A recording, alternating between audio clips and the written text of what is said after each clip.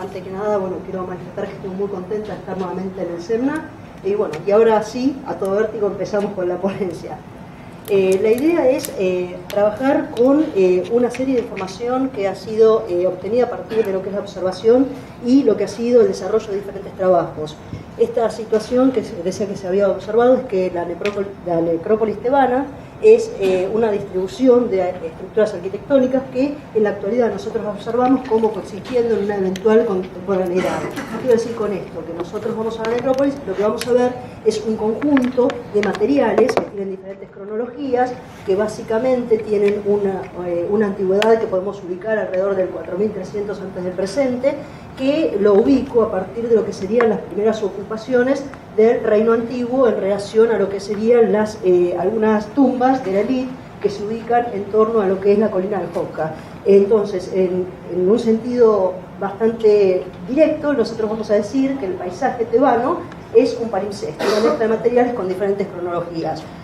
En relación a esto, lo que nosotros podemos ir definiendo son diferentes sectores donde en alguna medida se concentran o se agrupan determinadas clases de materiales. Por ejemplo, hay un sector donde básicamente lo que priman es la concentración de tumbas, otro sector donde básicamente lo que priman es la construcción de templos, y sobre todo esto hay ocupaciones actuales y subacuales. Entonces, una de las cuestiones que yo quiero trabajar aquí es una cuestión que se relaciona con la selección y alternancia de determinados lugares. Entonces, un punto de partida, una observación, es que los templos de millones de años es un elemento que han organizado digamos, lo que sería configuración territorial, básicamente por tratarse de ciertos lugares que tienen una alta significación tanto simbólica como económica, y que en relación a estos nosotros esperaríamos que se articularan otras clases de evidencia material.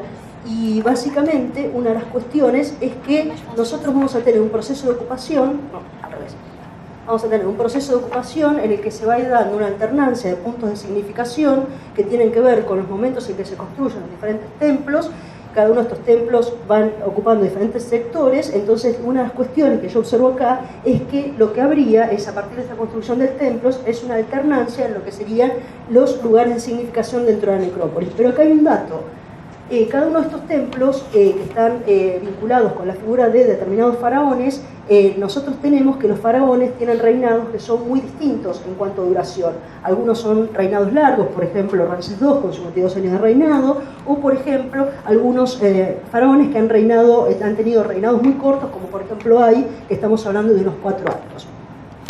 Entonces, siguiendo esto, lo que nosotros tenemos es una observación sobre el relieve, donde vemos que hay una conformación que sería la planicie de inundación, bueno, un sector de colinas. En relación a este sector de colinas se define una serie de distritos de relevamiento de tumbas de la élite, que tienen los nombres que ahí figuran, y en realidad todo esto, junto con los templos, lo que configura es una sectorización de un espacio donde hay estructuras que dan muestra de un uso redundante de estos mismos sectores de la margen occidental. Entonces, teniendo esto, la meta es reconocer si la sectorización que nosotros observamos recién se correlaciona con la localización y vigencia de los templos de millones de años, entendidos, como decía hace un rato, como lugares de alta valoración simbólica y económica, y si es concordante con una supuesta alternancia en la selección y ocupación de esos sectores del espacio. Lo que quiero decir es que esta alternancia sería si vamos desplazando los centros de atención o los centros de interés a medida que se van construyendo templos, y si en relación a esos templos se van construyendo determinadas tumbas, como para generar, digamos, un entorno que estaría acorde con un área de influencia a partir de ese templo. Entonces, dicho de otro modo, lo que también quiero ver es si las tumbas de la élite son sensibles a esa alternancia en la construcción de templos. Tomamos como marco de referencia algunos conceptos de la biogeografía, que es tomado de la ecología, y acá la biogeografía lo que hace es hablar de cómo se ocupan los lugares o cómo se ocupan los espacios. Y en este caso nosotros hablamos de diferentes tipos de patrones de distribución. El aleatorio es el más disperso, que se define por factores múltiples, que yo no voy a entrar en esto, por una sencilla razón. En este paisaje no estamos analizando el tipo de patrones aleatorios que se podrían encontrar, pero en realidad lo que nosotros acá estamos tratando de ver es aquello que hay una intencionalidad. Entonces, aquello que hay una intencionalidad corresponden a patrones agrupados, que hablamos de factores de localización específicos que inducen al contagio. El contagio quiere decir que hay un determinado elemento que hace que el resto se aglutine en torno a ellos. En este caso, la expectativa es que están los templos y en torno a los templos se aglutinan algunas tumbas de élite. Por otro lado, también tenemos una serie de patrones que son regulares, que se relacionan con factores de localización estricto. Esto lo que está haciendo es que la distribución se establezca en torno a un determinado intervalo. ¿Por qué? Porque una construcción, en este caso, repelería en su cercanía la construcción de otro templo equivalente. Por eso nosotros veíamos en el paisaje que había una distribución de templos que en realidad no están muy cercanos uno de otro, aunque hay algunos casos que sí hay mayor proximidad. Pero en líneas generales se cumpliría que habría una cierta separación entre uno y otro. Y esto, dentro de estos patrones regulares, también aparece un patrón lineal, que ahora vamos a ver por qué me refiero a esto. Porque cuando nosotros volvemos a analizar el paisaje de la necrópolis tebana con estas concentraciones materiales, nosotros vamos a observar que existen básicamente dos patrones claramente diferenciados. Un patrón de concentración, que está circulado con celeste, y un patrón lineal, que es el que está marcado con amarillo. Tratando de ver si verdaderamente estos templos están vinculados con las tumbas de la élite, una primera aproximación fue hacer un corte cronológico, separar dinastías y tratar de ubicar templos y tumbas que corresponden a la misma dinastía. Lo que estamos viendo acá es que sigue habiendo una agrupación, pero que no hay una discriminación en relación a determinados templos con determinadas tumbas en su proximidad inmediata. Lo que vamos a ver acá es básicamente lo que correspondía a cada uno de los momentos que habíamos analizado, más o menos agrupan de esta manera. Y esto lo que nos da es que sí hay una sectorización, pero no hay una alternancia en la ocupación de los espacios circundantes a los templos que hemos tomado como nodo central. Como la idea era tratar de insistir en ver si veíamos esa alternancia, porque era el supuesto de partida que había una alternancia en sectores de significación dentro del espacio, porque había una sectorización, el otro corte que traté de hacer es tratar de tomar determinados templos de determinados faraones que habían un conjunto de tumbas que fueran significativos para ver si sus inmediaciones o en sus cercanías se correspondían con tumbas de la misma cronología. No encontré ningún patrón. Pero la insistencia me llevó a probar otras variables más. Y esas variables fue tratar de ver cargos y funciones. Y nuevamente, no vemos una sectorización que los vincule directamente con los templos. Seguimos viendo la sectorización, pero no en vinculación con esa alternancia que estamos proponiendo en principio. Lo único que podemos ver acá, más o menos, es alguna digamos, forma de agrupación aquí, que esa forma de agrupación está dada no por los templos de millones de años, sino que está dado por el poblado de Deir el Medina, y justamente esas tumbas corresponden a las tumbas de artesanos especializados. Entonces, también intenté ver si a partir de las reasignaciones de tumba había un cambio en los patrones distribucionales. Observé que no, que estas reasignaciones lo que hacen es reactivar el uso de ciertos lugares luego de un supuesto abandono, pero no cambian los patrones observados. Entonces, lo que nosotros estuvimos haciendo hasta este momento es manejarnos una escala regional, lo que sería Tebas Occidental, donde sabemos que se trata de un paisaje socialmente construido, consagrado al uso funerario, donde hay una distribución de templos y de tumbas que se vinculan en lo que serían las celebraciones oficiales, están orientados o dedicados a ritos funerarios, a cultos a la memoria, pero lo que se sigue sin poder reconocer es una clara integración nodal. Entonces, la pregunta es, ¿qué es lo que privilegia la distribución de los templos y cómo se articulan las tumbas de la élite? Entonces, en este sentido, creo que lo que habría que hacer es un cambio de escala, agrandar la escala para ver si podemos ver algún patrón que esté vinculando las tumbas con algún otro elemento que no sean los templos, o si los templos se articulan de alguna otra forma. Y también otras posibilidades era achicar la escala, ir a la escala de sitio. Entonces, agrandando la escala, yendo a la macroescala, lo que hice fue incluir lo que era la margen occidental más la margen oriental del Nilo.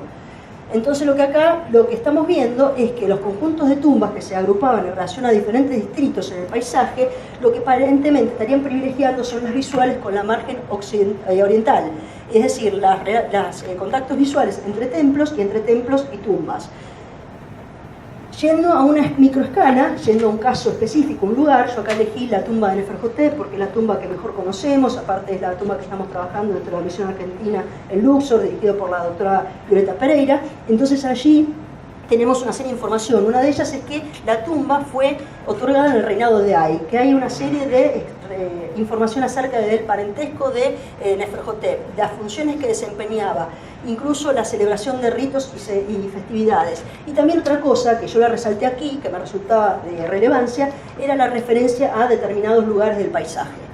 Y en relación a esto, a título informativo, solamente mostramos algunas de esas referencias en lo que es la decoración parietal, el santuario de Hathor, por ejemplo, el Palacio Real, y después está la representación del templo de Amón en Karnak, donde a su vez en esta composición hay determinados elementos que remiten a otros faraones, distintos a Ay, que Ay fue justamente quien fue el que otorgó la tumba a Neferhotep. Entonces, todo esto llevado al espacio regional, lo que hice fue ubicar la tumba de Neferhotep, ubicar el templo de Ay y ubicar las otras referencias al paisaje, digamos, macro-regional. Y lo que estamos viendo, bueno, es esta configuración. Entonces, todo esto lleva a una discusión, no a una conclusión. La discusión es, ¿hay alternancia de uso de sectores en el paisaje? La respuesta es sí, a partir de la localización de templos, en cuanto a la celebración ritual, en lo que se refiere a la recepción de procesiones, a la organización de la circulación y a los contactos visuales. No se observa esa alternancia en una correlación directa con tumbas, digamos, entre las tumbas y los templos, en realidad entre las tumbas que fueron otorgadas por determinado faraón. Y tampoco se observa un agrupamiento por cargos y funciones. No obstante, sabemos que la forma de integración social es a través de la figura del faraón. Entonces, lo que esto sí queda observable es a través de lo que es la microescala, lo que ha sido la tumba de Neferhotep, a través de lo que es el registro epigráfico. No es tan visible la organización territorial y las explicaciones que tenemos probablemente tenga que ver en algunas cuestiones con que las tumbas, una vez que son otorgadas, trascienden lo que sería el tiempo de lo que es el reinado del faraón que las otorgó. Y por otro lado, que en el caso de la localización de tumbas también se están privilegiando otros factores. Cuando digo otros, son muchos y diferentes factores. Por ejemplo, en algunos casos es estas visuales en el terreno que decía, otras pueden ser las cuestiones vinculadas con cuestiones míticas, como por ejemplo los sectores elevados dentro de la necrópolis que pueden vincularse con la montaña primigenia. En realidad, digamos, elemento que fue lo que guió a esta pregunta, a esta indagación, esta investigación, que era que había alternancia en estos sectores de espacio en función de cómo se iban construyendo templos, no está dado de una forma directa o correlacionada de forma directa como había previsto. Así que bueno, espero que por la negativa esto en alguna medida ha contribuido a ver que existen ciertas diferencias entre lo que hace una órbita, digamos, de ocupación del espacio que es real y otra que sería más de tipo de la élite. Muchas gracias.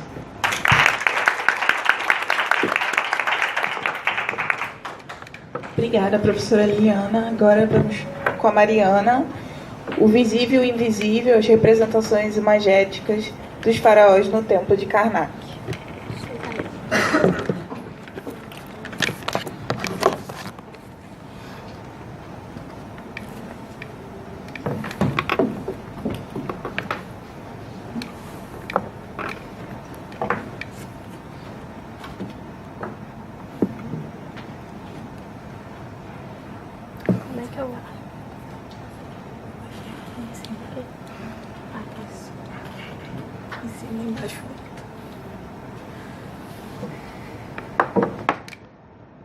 Boa tarde. Meu nome é Mariana, eu sou bibliotecária e aluna de mestrado aqui do programa de pós-graduação em Arqueologia do Museu Nacional. Eu vou falar um pouquinho sobre a minha pesquisa, que ainda está num processo bem inicial. Esse título, Visível e Invisível, na verdade, é uma brincadeira, porque a questão principal do trabalho é descobrir os simbolismos por trás da imagem, por isso esse título, Visível e Invisível. Bom. Primeiro, falando sobre os templos no Egito Antigo, o templo no Egito Antigo não tem uma conotação do templo que a gente tem hoje, nem das igrejas que a gente tem hoje. O templo era restrito ao faraó, aos sacerdotes, e o povo em geral não tinha acesso a ele. O templo era visto como um microcosmo, na verdade, chamado de a casa do Deus. Os monumentos aos deuses são baseados no modelo de criação da cosmogonia egípcia. Então ele tem todos os elementos simbólicos que representam essa cosmogonia egípcia. Temos tipos variados de templos no Egito, né? Os templos podiam ser memoriais ou cultuais. No caso, o templo de Karnak é um templo religioso, né? O maior complexo templário da antiguidade. Podiam ser memoriais e cultuais, os templos religiosos dedicados a um deus. Na representação de uma casa para o deus mesmo. No caso do templo de Karnak, era dedicado ao deus Amon. E nos casos dos templos funerários, a uma pessoa já morta, que é o caso do templo da Hatshepsut, né? Não eram abertos ao público, como eu já falei. Alguns espaços, como o santuário, somente podiam ser acessados pelo faraó e por alguns sacerdotes. E era importante porque nesses espaços eles realizavam os cultos diários, né? Importante e essencial para a ordem, para o Ma'at, né? Na política, na economia de todo o país. O objetivo da pesquisa é uma catalogação das cenas dos faraós Sete I e Ramsés II, encontradas na sala hipóstila do templo de Karnak. Esse é o objetivo principal, mas aí começando a analisar as imagens, a gente já encontra imagens do Ramsés IV, que a princípio não era esperado, que é interessante. Fazer uma análise, né? Catalogação mesmo, não só a descrição das cenas, mas a ideia é compreender a dinâmica simbólica das representações dos faraós em relação aos outros elementos constitutivos das cenas.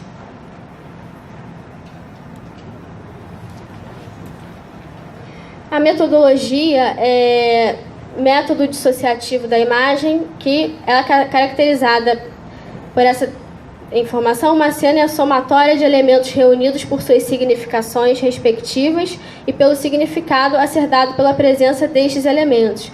Então, a metodologia, basicamente, né, falando bem basicamente, é olhar cada elemento da cena separadamente e ver o significado que eles expressam separadamente e depois a cena como um todo.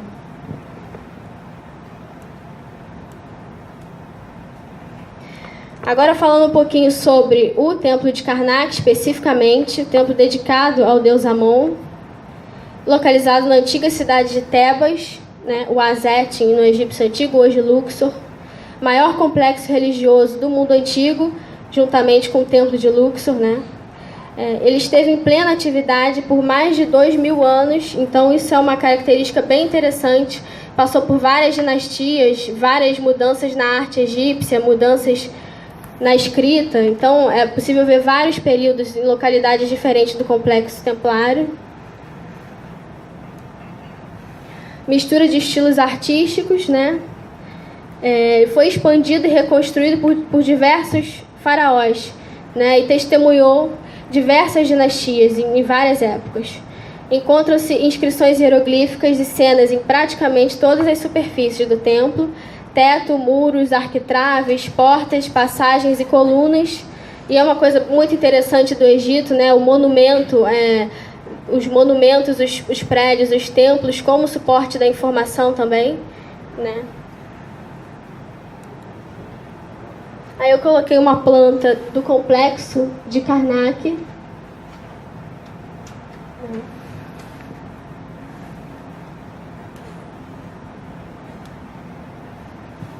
E agora especificamente a sala hipostila, que é uma pequena parte do complexo templário.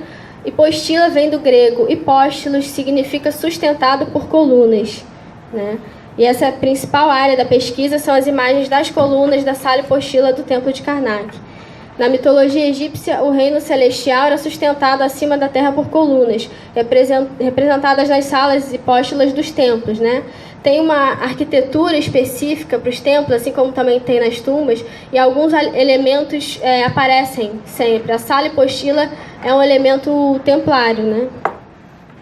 Por essas representações todas.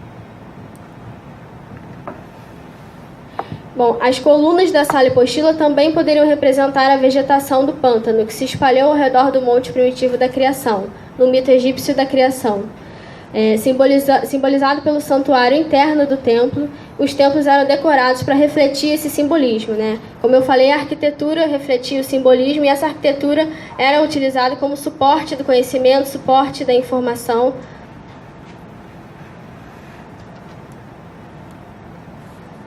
Especificamente a sala hipostila de Karnak, que era chamada pelos egípcios antigos o Templo Luminoso de Sete, Meremptah, namorada de Amon, foi erguida na 19ª dinastia pelo faraó Sete I em agradecimento ao deus Amon.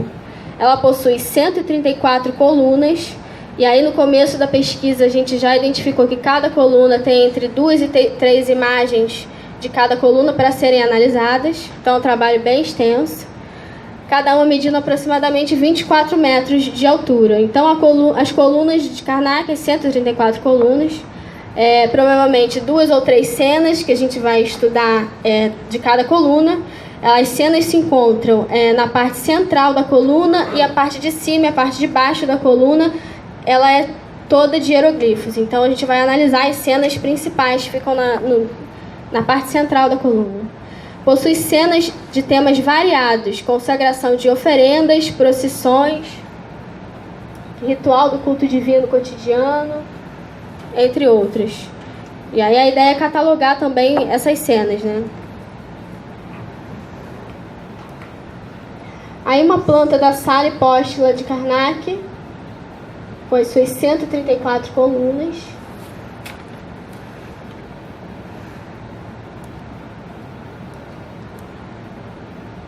Aí uma vista aérea para a gente ver como ela é hoje em dia, né?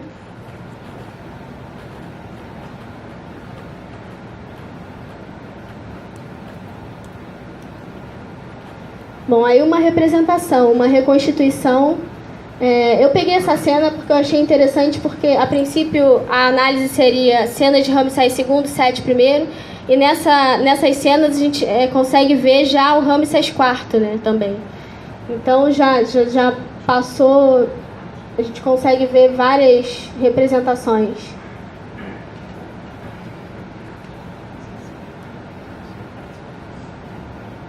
Aí uma imagem que eu separei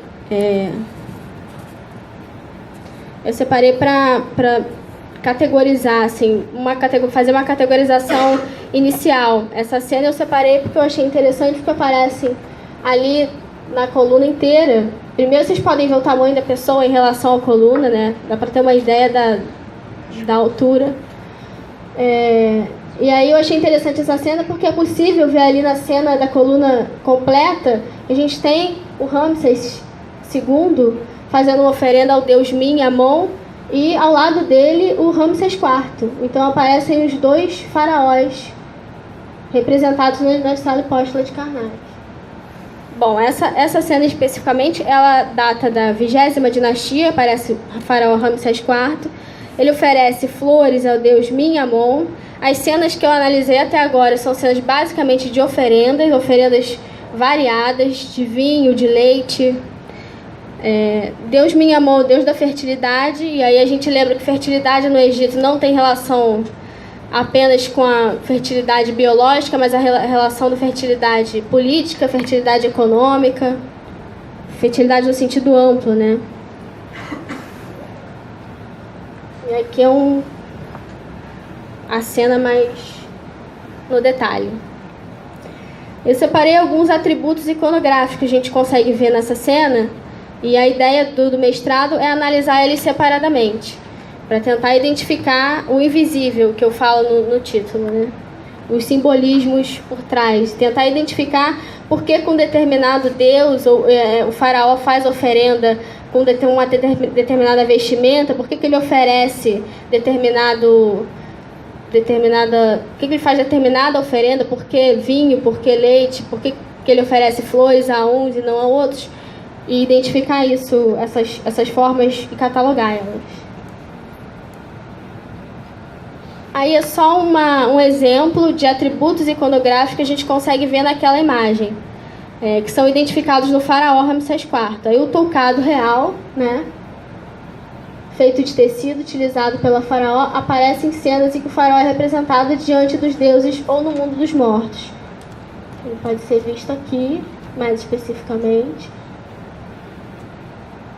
E também a barba quadrada, atributo iconográfico dos faraós, desde os tempos pré-dinásticos, que ainda aparece na 20ª dinastia, no caso dessa imagem, para conferir o status de Deus divino. Bom, é isso. Obrigada.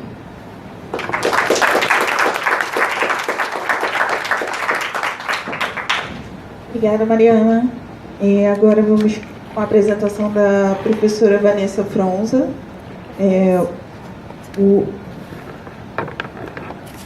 o Édito de Horemheb como elemento de construção identitária da faraônica.